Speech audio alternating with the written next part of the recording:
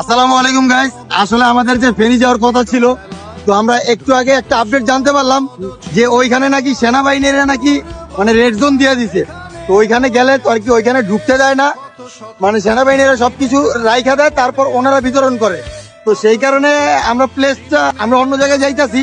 তো আমাদের কুমিল্লা বুড়িচংয়ের ওইখান থেকে আমাদের অনেকগুলো মেসেজ আসছে, এইখানের অবস্থা খুবই খারাপ। এখানে অন্তত না হলেও 150-200 বাড়ির মতো মানে বন্যায় ভাষায় নিয়ে গেছে। তো আমরা এখন ফেনী না যাই, আমরা এখন কুমিল্লা বুড়িচংয়ের ওইখানে যাইতাছি।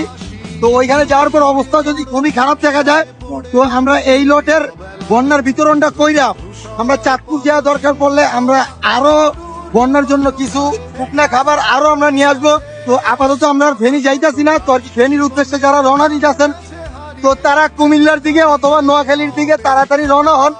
তো আমরা আজকের পরে এমন আছে হয়তো নোয়াখালীর দিকেও যাইতে পারি।